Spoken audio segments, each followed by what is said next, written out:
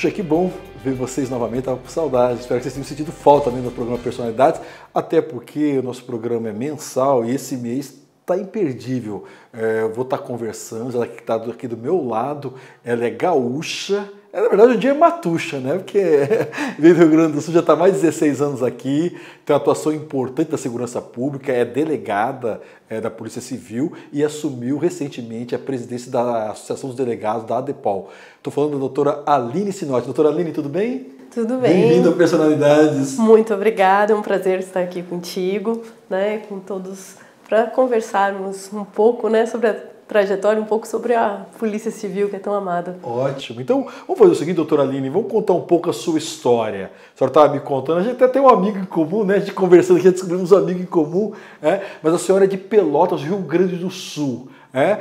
Como é que foi a tua infância? Quanto tempo você ficou em Pelotas? Você fez graduação em Direito em Pelotas ou foi em Porto Alegre? Conta um pouco da tua história até chegar aqui ao Mato Grosso do Sul. Então, eu sou nascida e criada em Pelotas, né? Eu saí de lá com 26 anos, direto para o Mato Grosso do Sul, né? Então, bem falaste, já sou uma matuxa porque fui adotada pelo estado, é um estado maravilhoso. Depois que nós viemos para cá, veio eu e meu marido, que também é lá de Pelotas, nós nos formamos juntos e nunca mais pensamos em voltar, sabe? De tão apaixonados que ficamos pelo estado de Mato Grosso do Sul. A nossa cidade, claro, amamos nossa cidade, agora no próximo mês já estaremos lá também. Tem família tudo lá em Pelotas? Tudo lá, que morrem de saudades, avós, né, bisavós. Deve ser bom quando vai visitar também. É bom. Mas, assim, é uma cidade muito boa, uma cidade de estudantes, né, um centro estudantil, né, universitário, tem várias universidades lá, então ela é muito conhecida por isso. Lá tem a Fena Doce, até estava acontecendo agora, a Fena Doce, que é uma feira do doce nacional, conhecidíssima. Tem muitas lembranças, não teria como ser diferente. É uma cidade tão boa, que foi Pelotas para mim, responsável pelo meu crescimento. Mas atualmente estou aqui no... Mas, doutora Aline, antes da gente falar da tua vida para cá, fez concurso para delegada da Polícia Civil, das suas memórias, onde que nasceu essa semente de você atuar na segurança pública? É claro, cada vez mais hoje a gente já aprendeu, nós estamos aprendendo que lugar de mulher é onde ela quiser, que as profissões, ainda mais na área de segurança pública, né, precisa do olhar feminino, do jeito feminino de ser, mas onde que a adolescente, a menina Aline, teve plantado lá atrás essa semente que um dia virá policial? Então, eu costumo dizer que essa trajetória ela foi inversa, né? Eu iniciei essa trajetória, essa questão da segurança pública na faculdade já. A menina, a Aline, ela sonhava em ser médica. Mas essa questão do cuidado, ela não está só na medicina, né? O cuidado do outro, o servir e proteger, ele é muito amplo. Então, durante a faculdade, a gente te abre outras áreas, né? A faculdade te abre outras áreas e aí nós crescemos um pouco com esse outro olhar. Eu tenho parentes que são policiais militares, né? Isso me fascinava um pouco. Eu já tinha feito concurso, eu já cheguei a fazer na época ainda do início da faculdade concurso para a AFA, que é a Força Aérea, né, os oficiais e tudo mais. Então, eu sempre gostei dessa questão da disciplina, né, isso sempre foi muito forte em mim. Mas, durante a faculdade, aí tem essa questão do concurso, né, hoje é uma questão do momento, né, que nós já vivemos há alguns anos. E então, no último ano da faculdade, eu resolvi prestar o concurso aqui para o Mato Grosso do Sul, né, e já fui aprovada logo em seguida. Em fevereiro eu me formei, em agosto eu estava trabalhando. Puxa vida, super rápido mesmo. Foi. Né? E é um concurso, para quem não está acompanhando, os concursos são dificílimos, né? Você tem situações que até sobram vagas, vem gente... Então... E por que Mato Grosso do Sul? É porque abriu o concurso aqui, tinha alguma indicação, tinha algum parente? Ou foi assim, olha, pegou o mapa do Brasil, onde... Tô brincando, obviamente. Na época, o meu marido era meu noivo, né? E ele tinha passado em outro concurso aqui perto. Foi ele, inclusive, que fez a inscrição para mim, né? Ele disse, olha, mais perto de onde eu vou estar, né? E ele, assim, acho que vai dar. Eu, gente do céu, será? Mas é que nós vínhamos estudando já há bastante tempo, durante a faculdade toda nós estudamos. E foi uma grata surpresa. Foi 18 de fevereiro minha formatura, a prova já foi início de abril, a primeira prova, que são diversas fases. Esse concurso de 2006, ele tinha apenas 15 vagas, então foi um concurso bem concorrido, com 7.000 inscritos. E era hora, né? Quando chega a hora e a gente está preparado, estudou para isso, né? Acontece. Então tá, vamos só para recuperar. Você então estuda lá em Pelotas, vem para cá com 20 e poucos anos, já passa no concurso. Você assumiu aonde? É na Viraí? Na Viraí. Na Viraí. Única mulher, né? A mais nova de idade, tempo de polícia então, né? Nem se fala. Então, na Viraí, nós está lá no Cone Sul, é um coração pulsante, onde uma regional, uma cidade de regional, assumi a delegacia da mulher, só que por esse instinto de não ter paradeiro, não conseguir ficar parada muito tempo fazendo uma coisa só, eu toda hora ia no primeiro distrito para saber o que tinha para fazer, né? Buscando mais serviço ainda. Buscando basicamente mais isso. Confusão. Mais confusão. Mas eu sempre gostei, isso me fascinou, a polícia me fascinou. A gente brinca que quando é mordido pelo bichinho não tem jeito, né? O bichinho azul da polícia. E foi uma coisa que me fascinou de verdade. Eu até pensava em seguir fazendo outros concursos, mas não teve jeito, sabe? Eu desisti porque é apaixonante. O serviço policial, ele é duro para a mulher, mas ele é apaixonante de Daqui a verdade. pouquinho eu quero falar um pouco mais, porque a doutora Aline também é mãe de 2 meninos, quero discutir um pouco como é que compatibiliza a questão profissional com a questão da maternidade, mas um pouco, até voltando um pouco antes, a sua formação na delegacia, para ser delegada. Quanto tempo de preparação que é, doutora Aline, a formação de vocês? Depende, né? A nossa formação foi uma das mais rápidas, nós tivemos aproximadamente 45 dias de formação, né? São variados o tempo, né? Variado o tempo da formação. A nossa foi bem rápida, porque naquele ano o calendário era mais curto, né? Mas nós entrávamos 6 horas da manhã e saíamos 11 horas da noite, quando não virávamos plantão. Aqui em Campo Grande mesmo? Aqui em Campo Grande. Tá. E como é que funciona? Você faz o curso, se prepara e assume, jovem, mulher, uma delegacia voltada para apurar crimes contra a mulher. E imagina que sua delegacia, muitos homens. Como é que é o dia a dia lá em Naviraí, aquela jovem acadêmica, recém-ingressa nos quadros da Polícia Civil, lidando com a realidade duríssima, a violência doméstica, uma epidemia no Brasil. Como é que era a sua atuação lá? Como é que a senhora lidava com aqueles casos que eu fico imaginando que mais te causava, até como mulher, de ver tanta covardia praticada contra a mulher? Então, ninguém é formado para determinada delegacia, nós somos formados para atuar em todas as delegacias, né, mas preparados também para uma delegacia da mulher. À época eu havia finalizado o concurso em 5º lugar, então essa colocação me deu uma possibilidade de escolha melhor. Eu escolhi uma sede de regional por conta dos recursos, né, e foi muito gratificante para mim, me ajudou muito a crescer, né, como delegada de polícia, lidando com a questão da mulher principalmente. Eu sempre digo que foram 3 anos atuando como delegada da mulher e justamente a falta de recursos e vivenciar o dia a dia de uma mulher que sofre violência doméstica te faz sofrer junto, né? Eu fiquei muito marcada com relação a 2 casos. Um caso de uma criança que foi violentada pelo irmão, né, por parte de pai. Ela tinha 2 anos. E de uma mulher, a Valdirene, nunca mais eu esqueci o nome dela. Eu já estava em Campo Grande quando foi o júri, né, do ex-marido. Que ela, por conta dessa falta de recursos, essa falta de estrutura para elas e para nós atendermos, né, eu dizia para ela, olha, tenho certeza, né? Vai ter que sair da cidade, nós já tínhamos retirado ela do lar, o agressor já tinha se afastado. No entanto, tem algumas coisas que tu não consegue evitar. E nós tínhamos pedido para ela sair da cidade. Um investigador meu, que nós usamos os recursos que temos. Ele chegou a acolhê-la na casa dela, na casa dele, com a família dele, com a esposa e tudo. E não estava tendo jeito. E já tínhamos pedido a prisão, ele já tinha saído. Né? E eu assim, olha, a única coisa que eu tenho para te dar, então, é meu cartão. E ela morreu com meu cartão na mão. Caramba! O ex-marido matou a Valdirene? Na frente das duas filhas. Uma de 4 e outra de 7. A de 7, ela estava chocada, né? Então ela não conseguia falar. E a de 4, pequenininha, ela explicava toda a cena, como que tinha acontecido, que ele tinha invadido a casa.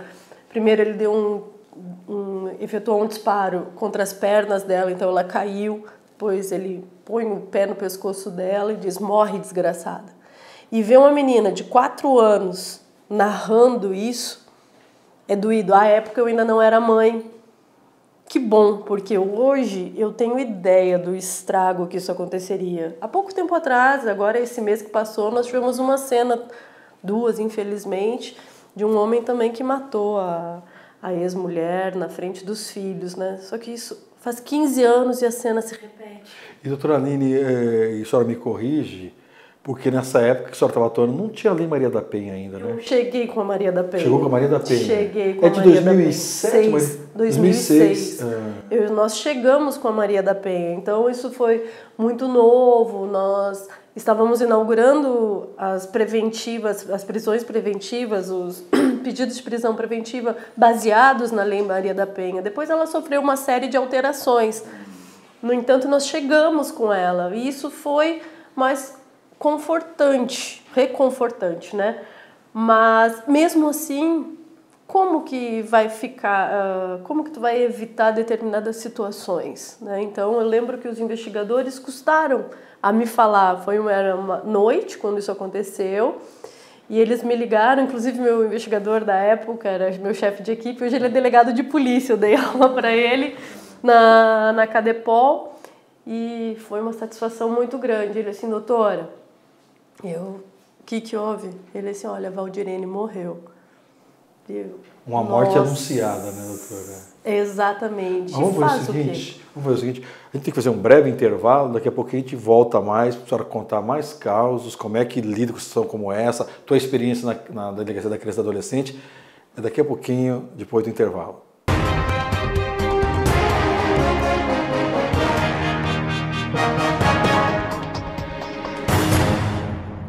Então vamos lá, uma conversa muito agradável com a doutora Aline Sinotti, delegada da Polícia Civil, que comanda a ADEPOL, a Academia, né, dos Delegados da Polícia Civil, a associação, né, que é a Associação da Polícia Civil. No bloco passado, doutora Aline, a senhora fez menção a 2 episódios que te marcaram muito, entre outros, né, de uma mãe brutalmente assassinada pelo ex-companheiro, de uma criança violentada. E quero te perguntar uma coisa, como é que você é profissional, mas o ser humano, hoje, mãe Aline, lida com a violência? Porque no Brasil nós temos a cultura da violência e alguns setores, inclusive, pregam uma polícia violenta que desrespeite os códigos, a Constituição, os direitos humanos. Como é que você lida com essa como é que você responde à violência utilizando os instrumentos que tem na democracia, que tem instrumentos no Código de Processo Penal, na Constituição, doutora Aline? Interessante perguntar isso, né? Eu estou sempre conversando com alguns amigos, né, sobre exatamente isso.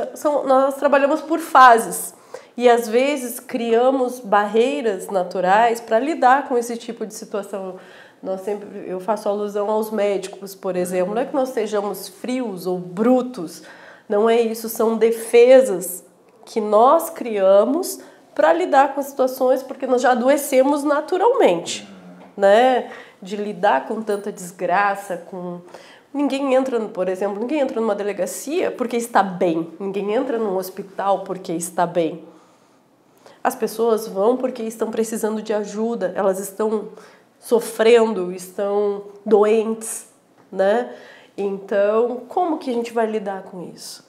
Inicialmente, eu me recordo, em Naviraí mesmo, havia uma mulher agredida, eu fui chamada no plantão, né, e o meu marido me acompanhou e eu lidei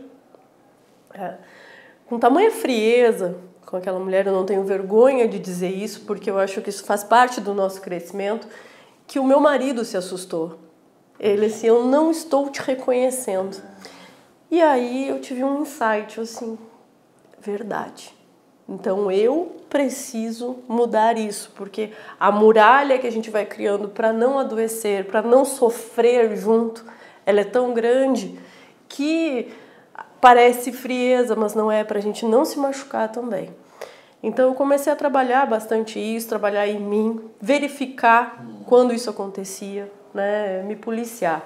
Né? Com o tempo a gente vai desenvolvendo, claro, nós temos que ter certas barreiras, senão de verdade nós vamos ficar doentes também, nós estamos doentes, né? Então eu fui desenvolvendo, crescendo, né? Atualmente eu estou fazendo psicologia. Poxa, que bacana! Quem você está fazendo psicologia? Eu estou em diversos semestres, né? Ano que vem eu espero me formar, mas tem uma frase de Jung que me marcou, né? Que exatamente fala mais ou menos sobre isso, né? Conheça todas as técnicas, conheça todas as teorias, domine todas as técnicas, mas ao lidar com uma alma humana, seja apenas uma alma humana. Puxa vida. Então, mas quando você sabe, tu tá ali... essa tua frase me lembra de eu não vou saber o filósofo, mas é uma frase que eu sempre adoto, é bem assim, sou humano e nada do que é humano me é estranho. Porque justamente a gente tem que se colocar também no lugar do outro, né? E a experiência humana é muito rica, né, doutora? Tanto para o bem como para o mal, essa é a verdade. Né? É a empatia. É, empatia mesmo. Mas, doutora, agora um pouco mudando de assunto, mas nessa área ainda, a senhora também ocupou ligada ao trânsito, a delegacia ligada ao trânsito, é isso? Corregedoria de Trânsito. Corregedoria do Trânsito. Eu não sei se é pertinente a minha indagação, mas li agora há pouco mesmo o número de mortes no trânsito aqui em Campo Grande, motoqueiros, enfim, como a tua atuação era lá na ponta ou a senhora acompanhava quem trabalhava no setor? Como é que funciona a Corregedoria do Trânsito? Me explica, por favor. Tudo muito interligado, né? A Corregedoria de Trânsito, na verdade, ela trabalha ainda, né, com a questão administrativa de servidores e autoescolas e outros terceirizados que influenciam nesse processo de habilitação ou de verificação de veículos e tudo mais. Eu fiquei na Corregedoria de Trânsito aproximadamente uns 3, 4 anos. Lá nós realizamos uma grande operação, né? Justamente 2 operações, na verdade. Uma justamente nessa questão das fraudes para obtenção de habilitação, porque a pessoa que ela quer a todo custo uma habilitação, ela não se dá por conta que ela está interferindo lá na frente, justamente nessa questão do trânsito mesmo, porque se eu não tenho condições de obter uma habilitação, significa que eu não estou qualificado a dirigir um veículo. Não é verdade? Então, isso influencia, sim, né, na mortalidade, nos casos que nós temos de trânsito e tudo mais. E a outra questão é que nós também trabalhamos nas vistorias veiculares, né? Em que os veículos devem estar, né, regulares para o trânsito. Porque isso também causa um acidente. Ótimo. Mas eu quero até mudar um pouco o rumo da nossa prosa, porque você deu uma informação muito importante que você está fazendo psicologia.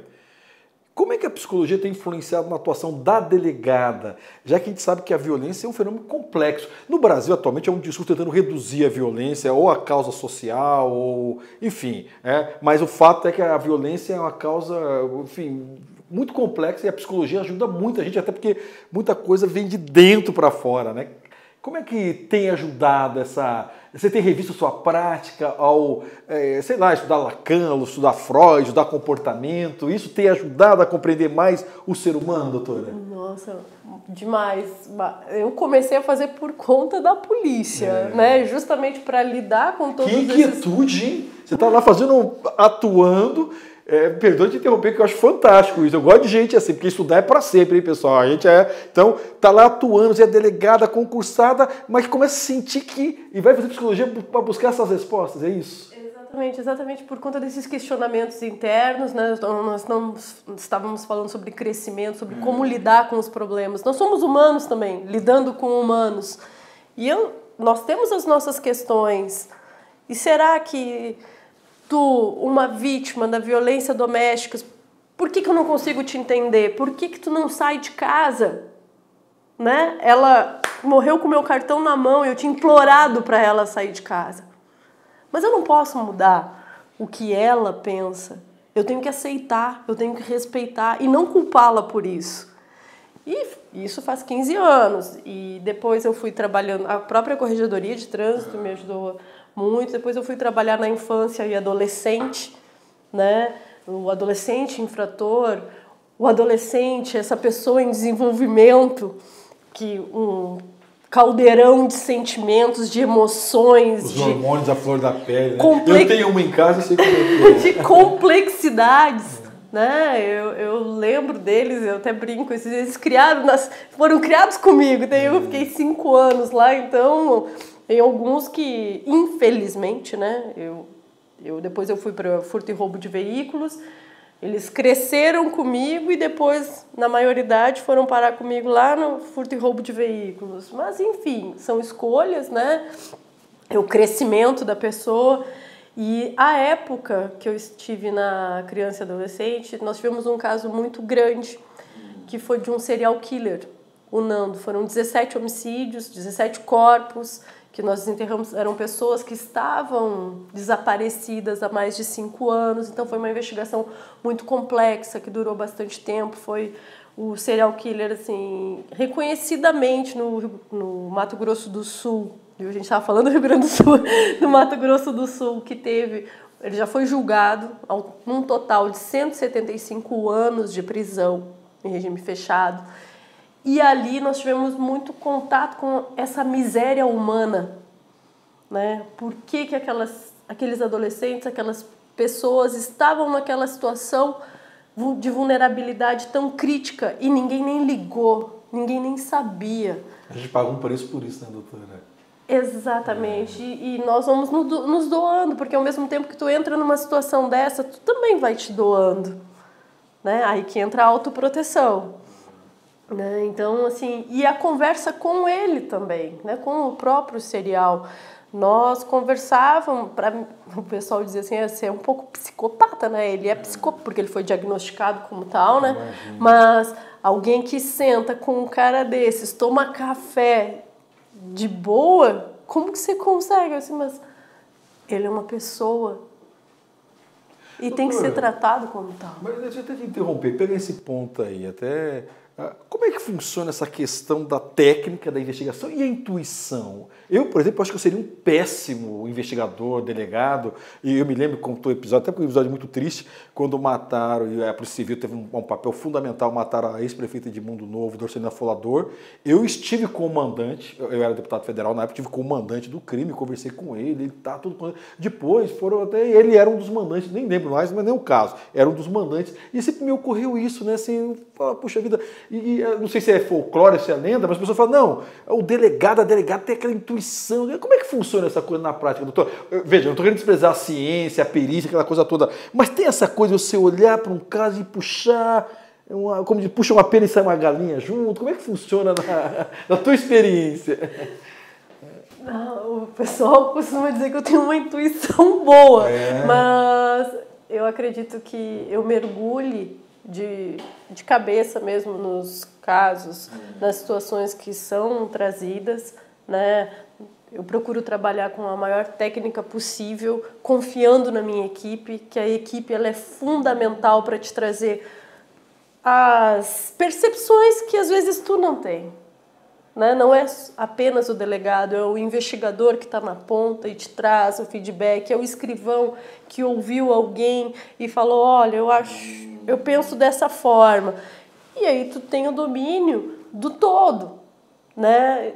E com a experiência, claro, são 16 anos já, às vezes só de olhar, olha, vai ir por aqui, né? Então isso é com o tempo também que a gente vai angariando.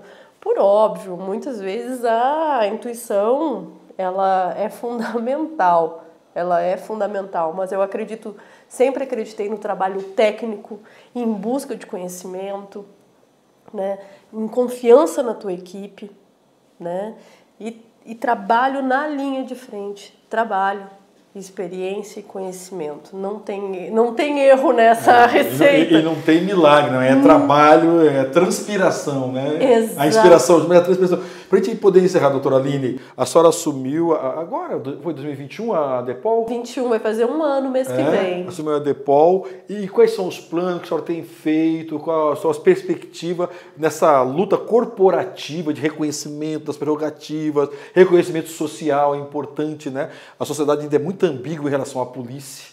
Né? A gente clama por segurança e às vezes não compreende o papel, e quando eu digo isso não é para passar pano, não, para que haja arrepio da lei. Mas, inegavelmente, a segurança pública é uma política pública complexa, enfim. O que a senhora tem feito, realizado, seus planos na presidência da DEPOL? Olha, para mim foi um desafio, porque eu sempre fui essa delegada de campo, né? Da investigação, delegada raiz, que falam da linha de frente, né? Apesar de buscar conhecimento nessas outras áreas, principalmente, né, letras, psicologia, a gente tem que saber escrever, tem que saber entender, ter empatia, né? É uma questão, segurança e liberdade,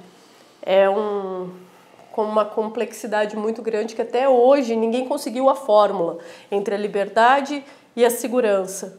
Quanto mais tu tiver liberdade, menos tu vai ter a segurança, porque tu vai ter que abrir mão disso. Quanto mais quiser segurança, tu vai ter que abrir mão da liberdade, porque é o meu próximo, eu vou estar atingindo o meu próximo.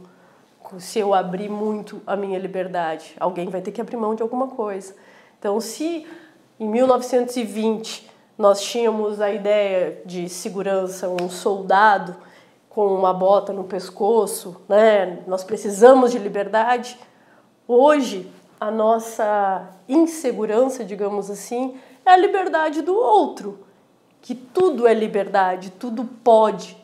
Então, se eu tudo posso, o outro, onde que ele fica nessa equação?